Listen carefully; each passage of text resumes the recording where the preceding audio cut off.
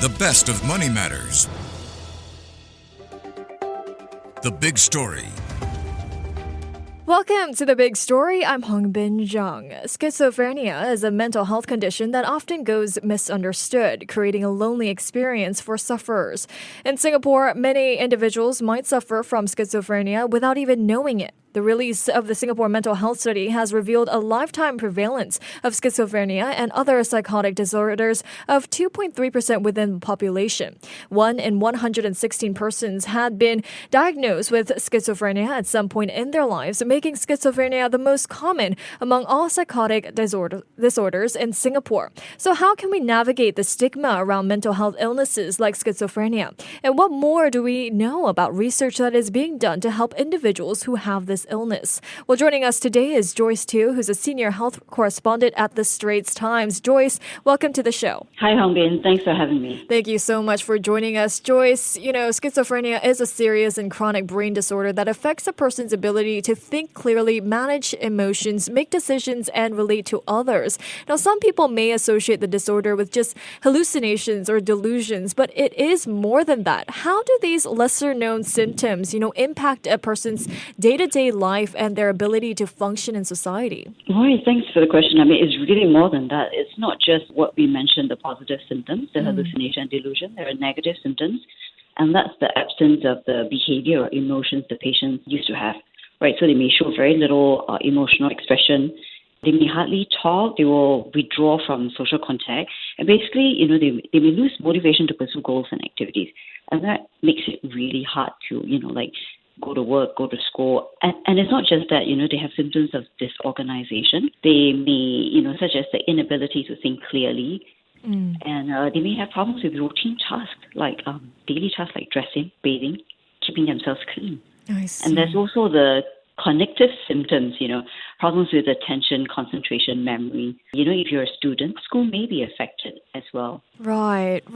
So why are negative symptoms such as social, withdrawal or lack of motivation often misunderstood in patients with schizophrenia? I guess it's because you can't see these symptoms, right? They can't take care of themselves, but you can't really see it as a symptom. You might think that, like the prof that I was interviewing was telling me, they may be mistaken as just being lazy because they don't want to, keep themselves clean. They don't want to bathe, don't want to dress, but it's actually the symptom of the disease that they have.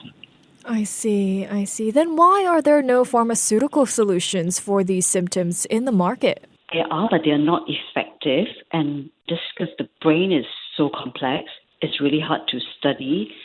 It's not like the skin where you can, just study it, cut a bit of it, right? It's just really complex. And also, I was interviewing Dr. Jimmy Lee from IMH, right? He was just saying that, it's not only that, it's that the disease also appears to affect the whole brain. All right. Over the course of the illness. And it's really hard to, start to study like multiple parts of the person's brain, right? Like a living brain. So it's really hard. And also, drug development just takes years.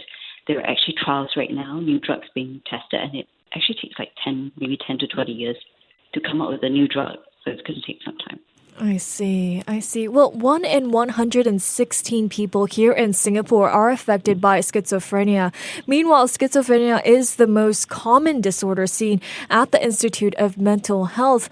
What do you believe are the biggest misconceptions then about the disorder, and how can we better educate the public to reduce stigma? Okay, that's interesting. I think some people think of it as a split personality disorder. But actually, it's more like, there's a split from reality. And I think, one of the misconceptions is people think that people with schizophrenia are dangerous, but actually they're not any more dangerous than anybody else. Right. And in fact, they're more affected by it.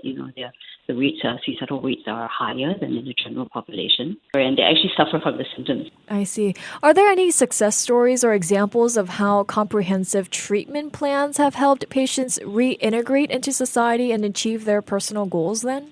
Okay, in general, yes, because at the Institute of Mental Health, right, about 60 to 70% of the patients with schizophrenia, they make a good recovery and they actually return to the community. I see. Yeah, so some of them do. Most of them, if they are properly treated, there's a good chance that they can return to the community. So only maybe about 10 to 20% may not do as well. They need to be supported. Right, right. Well, Joyce, a new type of brain stimulation for patients with schizophrenia is being tested at the Institute of Mental Health. What is this new brain stimulation that is being tested, and how does it work in terms of modifying brain activity, and what specific brain areas are targeted? So it's a fast, non-invasive form of brain stimulation. It's actually a form of TMS, which stands for transcranial magnetic stimulation. That's already been used at some hospitals to treat depression in Singapore. So for this particular brain stimulation is called ITBS, or intermittent theta burst stimulation. And IMH study actually uses an accelerated form of this ITBS. So it uses the changing magnetic field to modify brain activity in a specific brain location over multiple sessions for a total of 5 working days. And this particular location, right, is called the dorsolateral prefrontal cortex. That's widely recognized as the brain control center. It's responsible for executive, for decision making, planning, impulse control. I see. Well, Joyce, I do know that you have a couple of articles out on the Straits Times regarding schizophrenia. What are they? This is part of our No Health Without Mental Health series. We did a package on schizophrenia just for January. And this series is actually our year-long series that started in October. That will run till September this year. And the point is to actually normalize conversations and to raise awareness about mental health actually in general and mental health conditions. Amazing. And I believe we can tune into the Health Check podcast with you every first Wednesday of the month? Yes, that's right. And I just did one on schizophrenia. All right. Awesome. Well, thank you so much, Joyce, for joining me. Thank you. Thank you very much for this opportunity. Thank you. That was Joyce Teo, who's a senior health correspondent at the Straits Times. Do read more about Joyce's articles on the Straits Times, and you can also tune in to the Health Check podcast with Joyce every first Wednesday of the month. This has been The Big Story with me, Hongbin Jeong. To listen to more great interviews, download our podcasts at audio.sg or download the audio app. That's AWEDIO, audio at the App Store and Google Play.